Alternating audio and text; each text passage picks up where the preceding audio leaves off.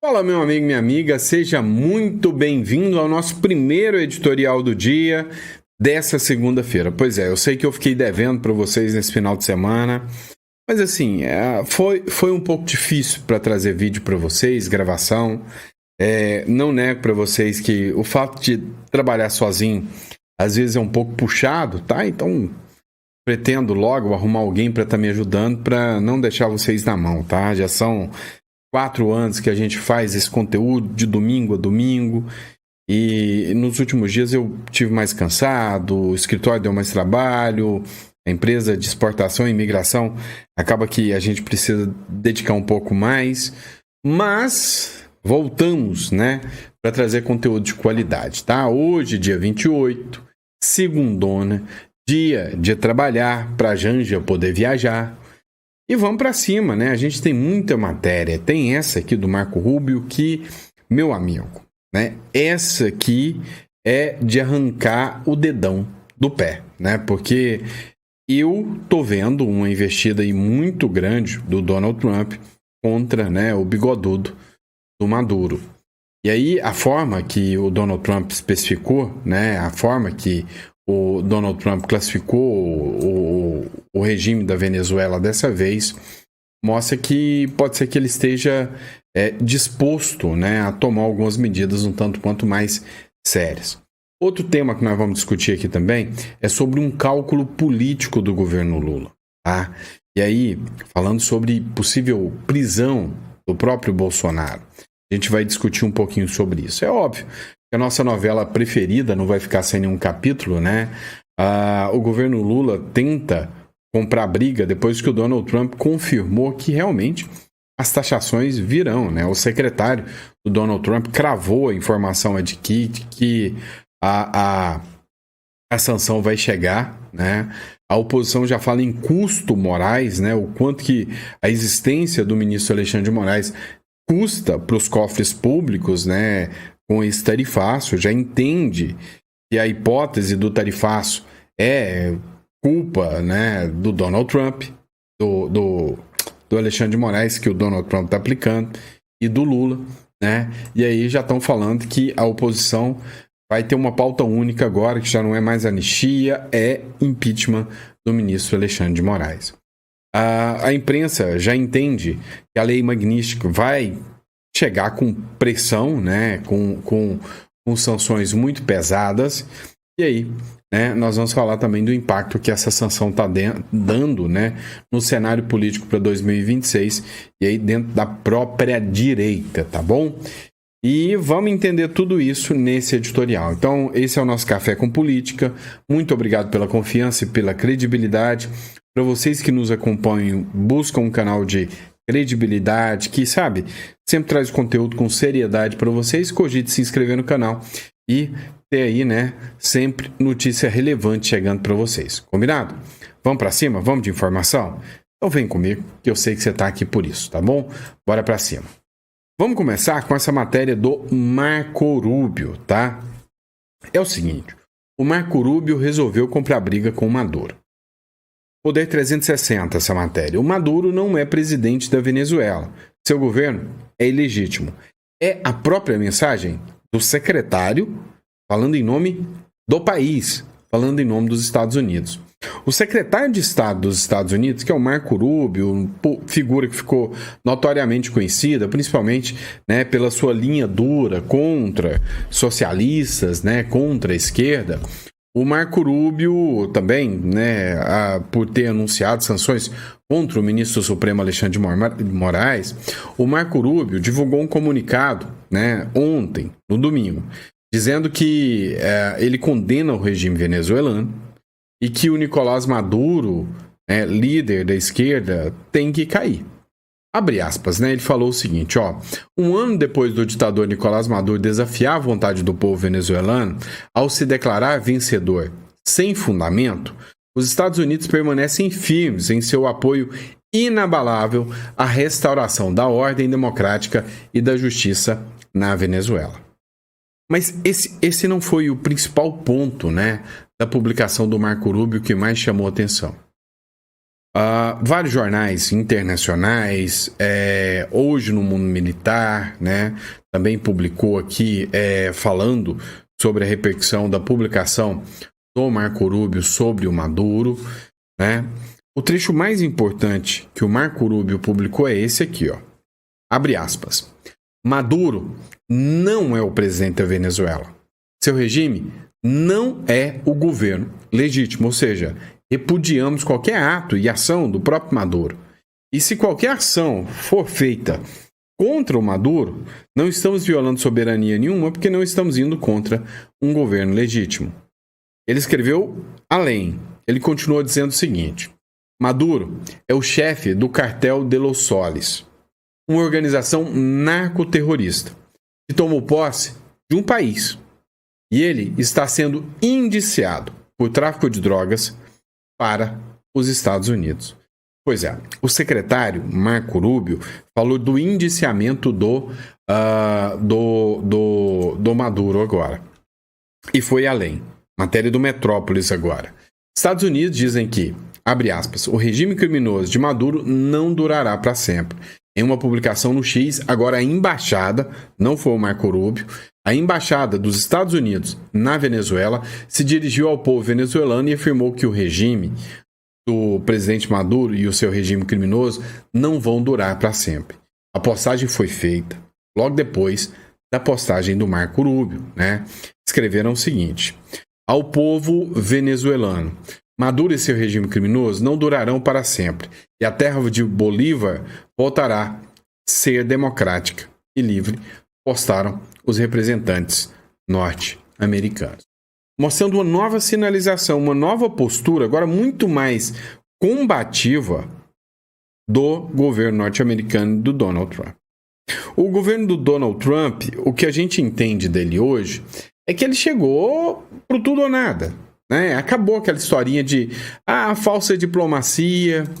O Olavo de Carvalho, ele já dizia o seguinte: a partir do momento que você, como um governo de direita eleito, se preocupa em convencer a esquerda, se preocupa com o posicionamento da esquerda sobre o que você está fazendo, o seu governo já é um fracasso. Ele falou isso contra o Bolsonaro, tá? Você pode concordar ou não concordar com o Olavo de Carvalho, mas o Olavo de Carvalho falou o seguinte: olha, o Bolsonaro, quando ele entrou, ele deveria ter ido para cima da esquerda e eliminado a esquerda do Brasil. Caçando os crimes, todas as medidas criminosas contra o Supremo Tribunal Federal. A fala do Olavo de Carvalho é que o Bolsonaro tinha que ter ido contra o sistema. Em vez disso, o Bolsonaro tentou ir para a economia, jogar para o colo do Paulo Guedes, convencer a esquerda que ele era melhor do que a esquerda. E esse é o motivo do fracasso do governo Bolsonaro, que chegou ao fim, né, da forma tão deplorável que foi, né, com o STF indo para cima dele. Hoje, você pode gostar muito do Bolsonaro, eu sei que você gosta, mas hoje, né, aquilo que o Bolsonaro está tendo não é vida, né? Não é vida. O cara tá com uma tornozeleira eletrônica sem mensalão, sem petrolão, sem nada. O cara, o filho tá fugido do Brasil. O outro, né, o Flávio Bolsonaro, eu cito o nome. Flávio Bolsonaro, para mim, é um curvado ao sistema, né? O Carlos Bolsonaro não pode abrir a boca. Isso é vida, né? Então, a minha visão é de que o Olavo estava certo. E o Donald Trump entendeu isso. Esse negócio de 4 linhas da Constituição.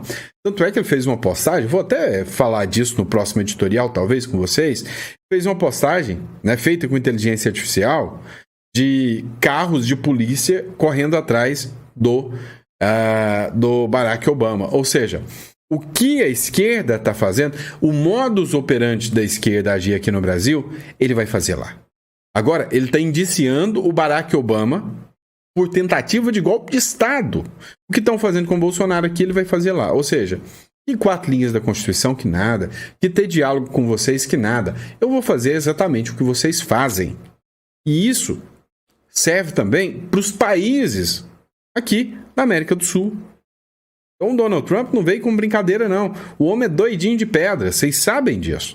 Ele não veio para brincadeira. Não é à toa que ele falou: Maduro, seu regime está caindo. Cara, pro Donald Trump entrar no embate com o Maduro, igual ele fez lá com o Irã, para mim pouco custa, tá? Para mim pouco custa. Agora vamos falar do governo brasileiro, né? Olha essa publicação do Danúzio News aqui. Achei interessante a gente discutir essa matéria aqui. Olha só, cálculo político. O governo Lula evita a prisão imediata de Bolsonaro para não alimentar um discurso de perseguição. É o discurso que o Trump está falando. Mas por que o Trump está falando em discurso de perseguição? Ele tem identidade com isso, ele foi perseguido pela esquerda. E a esquerda não conseguiu, porque os bilionários viram que a esquerda ia tomar o poder demais. E acelerar. Que o Biden já estava entregando o jogo, né? O Biden já não tinha mais capacidade de comandar nada. E que se o Biden ganha, né? O que eles iam fazer com os bilionários norte-americanos? Então eles viram que era necessária a direita regressar. E o Donald Trump voltou porque teve apoio de Elon Musk. E sem Elon Musk, hoje eu acho que o Donald Trump não era presidente, né? E aí o que acontece? O governo Lula, ele evita a prisão imediata do Bolsonaro, temendo que ela fortaleça a narrativa de perseguição, especialmente em meio às tensões e o tarifaço de Donald Trump. É óbvio que o Donald Trump vai acelerar se o Lula prender o Bolsonaro. O próprio Eduardo Bolsonaro falou, não se sabe o que o Trump vai fazer. Você acha que hoje o Supremo Tribunal Federal e o Lula não teme que caso eles mandem uma prisão do Bolsonaro, o Trump não possa realmente radicalizar? Vem cá, você acha que essas cartas não estão na mesa? De que, se o Bolsonaro for preso, o Trump não possa declarar sanções ou até declarar uma guerra ao Brasil? Cara, todas as cartas estão sobre a mesa. Foi quem que falou? Foi o Paulo Figueiredo, que durante uma conversa com um cara do alto escalão, né? Não, foi o Eduardo Bolsonaro mesmo. Falou, all cards on the table, né? Todas as cartas estão sobre a mesa, ou seja, qualquer coisa pode acontecer. A estratégia busca evitar ruídos diplomáticos e instabilidade interna, com Lula orientando os ministros a absterem de comentar sobre o caso. Ou seja, a ordem do Lula é que nem comentem sobre a questão da prisão do Bolsonaro. Mas o Lula não consegue manter a boca fechada. E aí vem essa matéria da Jovem Pan, publicada ontem, né? Domingo, na verdade, há 14 minutos atrás, essa publicação aqui, dá para você ver há 14 minutos atrás. O Ministério do Desenvolvimento, Indústria, Comércio e Serviços informou no domingo que, por orientação do Lula, o governo vem buscando a negociação com a base em diálogo sem qualquer contaminação política ou ideológica, ou seja, está sentindo a pressão do Trump. O governo diz que soberania é inegociável após Trump confirmar a taxa de 50%, mas que vai tentar dialogar com o governo Trump, que está tentando. Olha, ontem à noite, no domingo, o secretário de Trump cravou que o Brasil vai ser taxado no primeiro dia de agosto sem prorrogação. Esse aí que está na foto com o Donald Trump é o secretário de Comércio dos Estados Unidos, tá? O Howard Lutnick, tá? Howard Lutnick. Howard é do Harry Potter, né? Howard Lutnick. E ele afirmou ontem, no domingo, que, durante uma entrevista na Fox, que o tarifaço anunciado pelo Donald Trump vai acontecer em todos os países, incluindo o Brasil, que vai entrar em vigor já na próxima sexta-feira. O desespero é total. Segundo Lutnick, tá, um dos auxiliares mais próximos do próprio Donald Trump, não há mais espaço para prorrogação de prazo. As declarações foram compartilhadas, além da Fox News, na conta oficial da Casa Branca. Abre aspas, olha o que ele falou aqui. Sem prorrogação, sem mais períodos de carência. Em 1º de agosto, as tarifas serão definidas e elas entrarão em vigor. A alfândega começará a arrecadar o dinheiro, fecha aspas, disse o Lutnick, né? Apesar de descartar qualquer possibilidade de negociação, o próprio governo Trump falou, eu não quero negócio, não quero negociar nada. Após 1º de agosto, o secretário do Comércio indicou que nada impede que os demais países insistam em conversar com o governo dos Estados Unidos sobre a tarifa, tá? Mas diz que as pessoas podem falar depois que as tarifas vierem, mas que as tarifas chegarão a isso chegarão.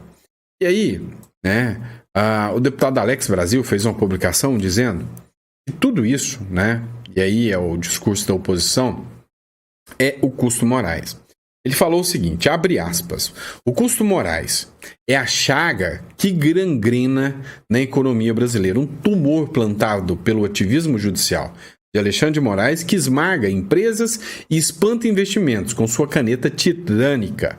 O Banco do Brasil, antes motor do progresso, vê contratos desmoronarem porque ninguém confia num país onde o STF joga as leis no lixo. Até agora, Donald Trump, com sua voz estrondosa, exige que Moraes pare a caça às bruxas contra o Bolsonaro e opositores. Uma perseguição política descarada que envergonha a democracia. Enquanto Moraes se fantasia de guardião do Estado Democrático de Direito, o Brasil vira um pária global, com as fábricas fechando, desemprego explodindo e o capital fugindo para onde a toga não manda mais que o mercado. Olha só o trecho do vídeo aqui, onde ele tece essas críticas. Justamente esse diálogo entre importadores americanos e exportadores brasileiros, porque sim, as conversas continuam. Produtores brasileiros de ferro gusa, a matéria-prima para o aço, acompanham com apreensão a proximidade do início das tarifas. Há menos de uma semana para o prazo estabelecido por Donald Trump para o início da tarifação, importadores dos produtos nos Estados Unidos já anunciaram a suspensão de contratos com fornecedores do Brasil. Mas o cancelamento dos pedidos ainda não está na mesa, segundo Fernando Varela. Ele é presidente do Sindicato das Indústrias Metalúrgicas e de Material Elétrico do Estado do Espírito Santo. Ele disse ainda que empresários encaram a proximidade do prazo e a falta de resolução com temor e tensão. Alex Brasil, seu Publicação aí, crédito, né, Alex Brasil. Então, o que acontece? O Brasil já está começando a sentir, né, o peso das sanções e empresas já não estão mais, né, querendo contratos com as empresas brasileiras.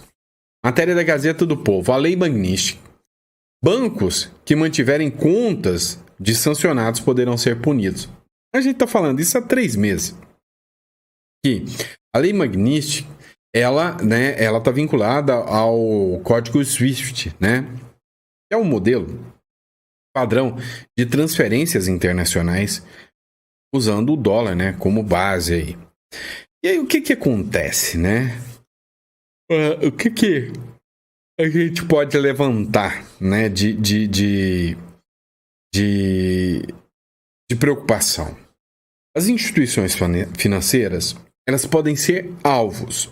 Você imagina, né? Porque assim, hoje a caneta do Alexandre de Moraes é a coisa mais poderosa que existe dentro do Brasil.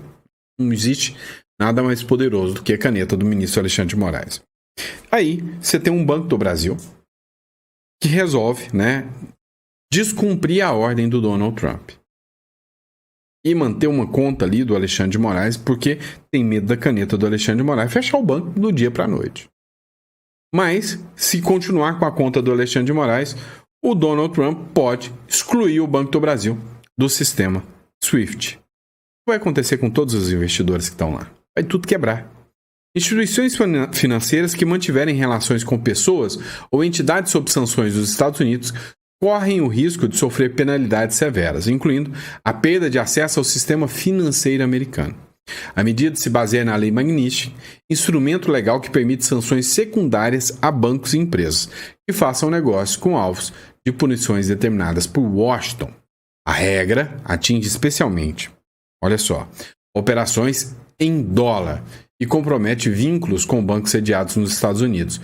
Pode ter grande impacto econômico para todos os envolvidos, inclusive para a própria, né, instituição financeira. Ou seja, se essas sanções chegam, meu amigo, o Brasil não vai conseguir se recuperar fácil, não.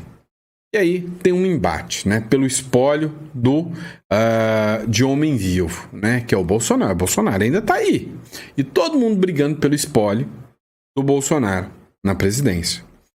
Uma briga que está dando o que falar é a briga, né, do Eduardo Bolsonaro com o Ratinho Júnior e com o Tarcísio, né? Nessa aqui eu tô do lado do Eduardo, tá? Escuta o porquê. Eduardo Bolsonaro afineta Tarcísio e Ratinho Júnior por evitarem falar da anistia. O que aconteceu, né? O Ratinho Júnior é do PSD, do Kassab, e o Tarcísio, alinhado de primeira linha do PSD, do Kassab.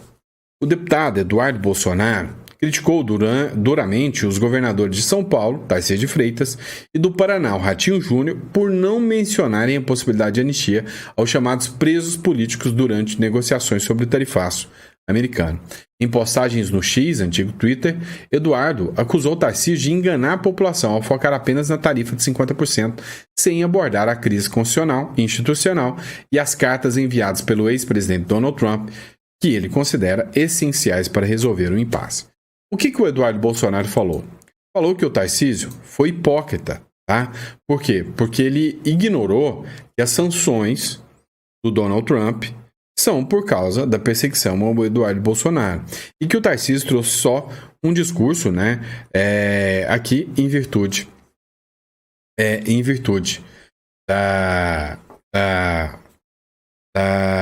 das tarifas. Ignorou o que está acontecendo no Brasil hoje. Vou trazer um trecho aqui. É uma crítica, professora Paula Marisa, o crédito da matéria, tá? Eu sempre cito os créditos. Ela tem um canal no YouTube também. Já cheguei a ver postagens dela. Presa de 74 anos pelo 8 de janeiro, usa cadeira de rodas no cárcere. Morte de Clezão, preso do 8 de janeiro, completa um ano. E família segue pedindo justiça. Bem no meio, né? Tá aqui a postagem do Tarcísio. Escuta, e aí você vai ver por que ela tá no meio dessas duas matérias. A gente tem feito várias simulações e o efeito pode ser muito severo de fato, né? Do ponto de vista de economia, do ponto de vista de PIB, de massa salarial, do ponto de vista de emprego. Então a gente está vendo que isso pode trazer um efeito que pode variar de 0,3% a 2,7% do PIB. A gente pode estar falando de 44 mil a 120 mil empregos a menos. Isso eu estou falando só do cenário de São Paulo. A gente pode estar falando aí de uma perda de massa salarial de 3 bi a 7 bi por ano. Então, de fato, é muito impactante. Agora, o que me preocupa é o pequeno produtor de café, porque em cada contêiner que sai do Porto de Santos, sai lá um blend de vários pequenos produtores, cooperativados. Me preocupa uma empresa global como Caterpillar, que fabrica, é uma das únicas plantas que fabrica toda a série de equipamentos e que exporta muito para os Estados Unidos. E aí uma empresa global pode desligar a chave aqui, ligar em outro lugar para fazer essa exportação, e isso traz um efeito na cadeia, porque tem as empresas que fabricam os aços planos, que fornecem para Caterpillar. Me preocupa a Embraer, que manda os aviões executivos que são fabricados em Gavião Peixoto, manda os aviões da aviação comercial que são fabricados em São José dos Campos, e a gente está falando de impor um ônus significativo. A indústria da laranja tem uma estrutura própria, logística para isso, então o efeito é maléfico. O que a gente está fazendo aqui? Primeiro ponto, vamos liberar um crédito subsidiado, um crédito muito mais barato, né, com uma taxa de juros subsidiada, com 5 anos para pagar, com 1 ano de carência, para tentar dar um fôlego, tentar dar fluxo de caixa. Segundo, vamos fazer uma grande liberação de créditos acumulados de ICMS, e a gente está estudando outras medidas. Terceiro, estamos conversando. A gente está buscando parlamentares americanos, estamos buscando os contrapartes americanos, as empresas americanas, tentando pegar agentes do governo americano que possam sensibilizar para o tamanho do problema. E estamos fazendo isso de uma forma profissional, de uma forma silenciosa, para ver se a gente consegue atenuar esses efeitos. Porque, infelizmente, hoje, a gente vive um momento onde se busca tirar proveito político de tudo, se busca dividir o país. E aí o Ronald Reagan tem uma frase que é célebre, e que é super importante, super atual para o momento que a gente está vivendo. A gente nunca vai fortalecer o fraco enfraquecendo o forte. A gente nunca vai fortalecer o assalariado prejudicando o empregador. A gente nunca vai ajudar aqueles que precisam da ajuda permanente do Estado, fazendo o que eles deveriam também fazer. E é isso que a gente não pode aceitar.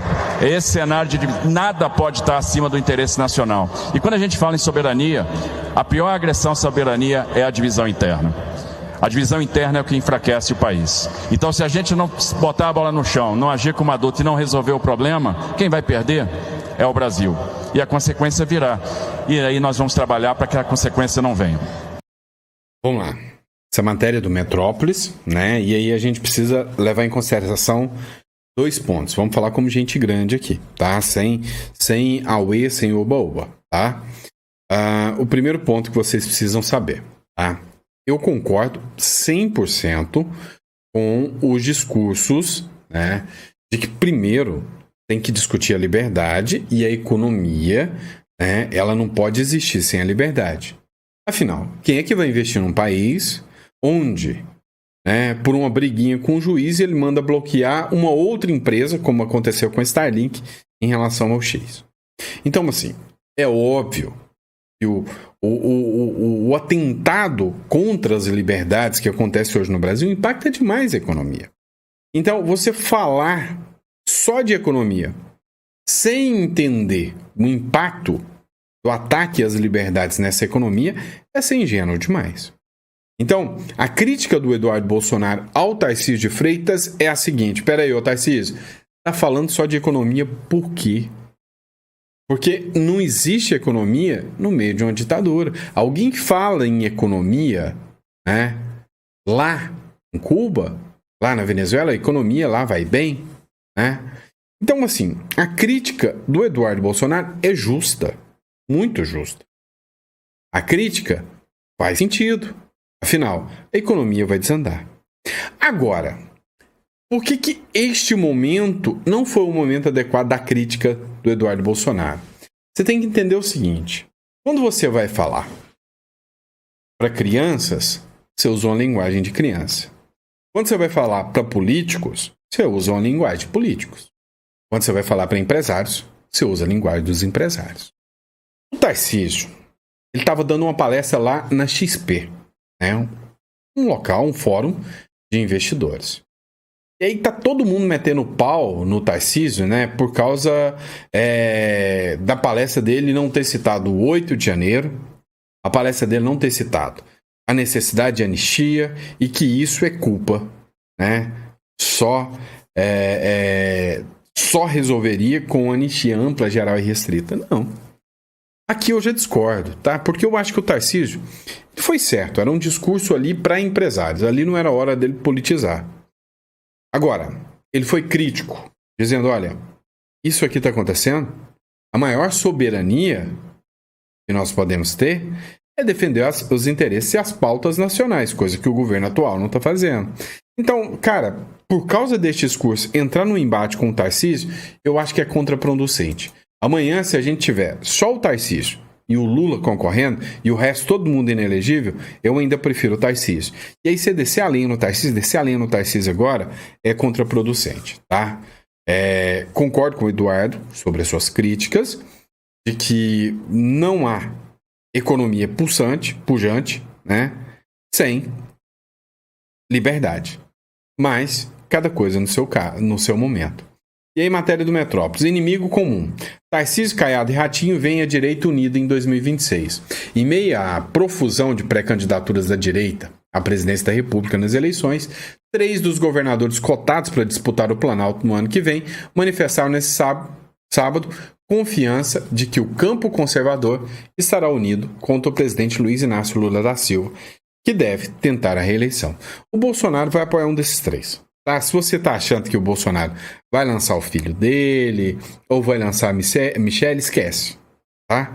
O Bolsonaro vai apoiar um desses 3. E o que me agrada nesse ponto aqui, e aí você vai falar: ih, isentão, olha lá, ó, isentão. O que me agrada disso aqui é saber que há uma união de 3 figuras que nem de longe são os candidatos que eu quero, né?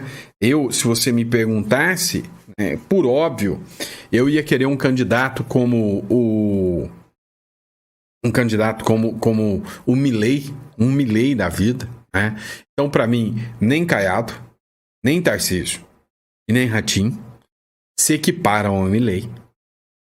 O Caiado, com o discurso da segurança pública, bate um bolão, é o melhor dos 3 no discurso da segurança pública. Goiás é diferenciado, né, a questão da segurança pública.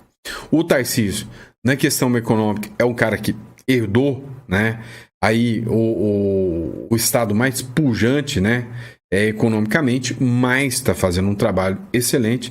E o Ratinho também não vem fazendo um mau trabalho, né, no Paraná. Os 3 unidos é muito melhor que desunidos nessa hora. Então, assim, quem não tem cão caça com gato, né? Agora, o Flávio Gordon foi repostado aqui e olha só o que ele escreveu. Essa coisa de, estou pensando no produtor, no exportador brasileiro. Não passa de mentira. Porque com a manutenção de Alexandre de Moraes e Caterva no poder, ou seja, com a manutenção da ditadura socialista e anti-americana que subjuga o Brasil, não apenas o produtor vai se estrepar, como a mãe do produtor, a avó do produtor, os filhos, os netos e bisnetos do produtor. Então, vamos parar de desculpinha esfarrapada para mascarar a covardia. Cara, tá todo mundo aplaudindo este discurso aqui. E por quê? Porque o cara tem razão. Sim.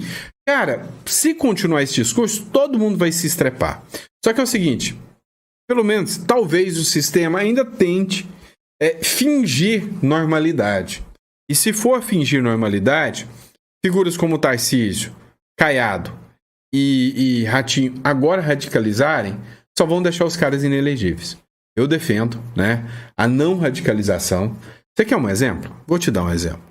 Para mim, o Brasil está indo a galope para o lado da Venezuela. Mas é galope mesmo.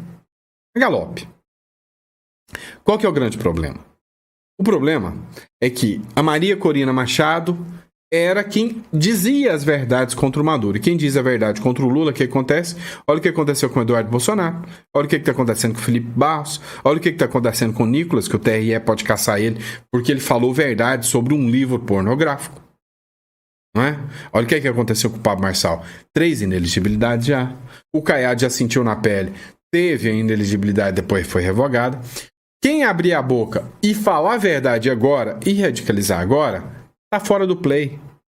Tá fora do jogo. A brincadeirinha não vai acontecer. Foi assim. Até que precisava de alguém para ser o nome para enfrentar o Maduro. E aí apareceu Edmundo Gonçalves, o cara que não era radicalizado. O cara que estava dentro do play e o cara que pôde ter o nome dentro da candidatura. Você lembra que a Maria Elvira Salazar, né? Tinha uma outra, Elvira, né? Não, outra Salazar, se eu não me engano, que foi tentar fazer a candidatura, o site estava fora do ar, ela não conseguiu fazer a candidatura. Por quê? Porque ela tinha o mesmo discurso da Maria Corina. Maria Elvira Salazar, não, desculpa, a Corina, tá? Errei o nome. A Corina na Venezuela. Também não deixaram. Não deixaram. Ela nem fazia a candidatura. Aí ela teve que pegar alguém lá do bolo do Centrão e falar, então, eu apoio o Edmundo Gonçalves. Tá. O nosso Edmundo Gonçalves é o Tarcísio de Freitas. Então, desculpa aí, mas concordo que o Eduardo Bolsonaro está falando é verdade. Mas não acho que o Tarcísio abrindo a boca e falando agora em anistia é que vai ser a solução do problema. O que vocês acham? Tô tentando, assim, ser pé no chão, tá? Se dependesse de mim, né? Tarcísio, Ratinho, todos os políticos iam falar altas verdades, ir lá acampar, fazer greve de fome na porta do Congresso, todo mundo. Só que eles não vão fazer isso. E o regime sendo quem é, o que a gente precisa? Precisa, né, de que ainda tenham nomes viáveis e disponíveis para pelo menos fazer um contraponto. E para pelo menos depois tentar brigar e ter uma resposta como a do Marco Rubio agora. Olha, o fulano de tal, o Lula ou o ciclano não é o presidente eleito. O Maduro não é o presidente eleito. Ele é só um líder de cartel e não vai durar para sempre. Nós vamos para cima. Agora, se não tivesse a eleição com Edmundo Gonçalves para ninguém para concorrer, será que os Estados Unidos ia ter a possibilidade de falar isso? Pois é. Não sei. Deixe seu comentário aí. O que você acha sobre essa situação? Fechou? Obrigado, pessoal. Fica com Deus. Eu vejo vocês daqui a pouco, meio-dia, no próximo editorial.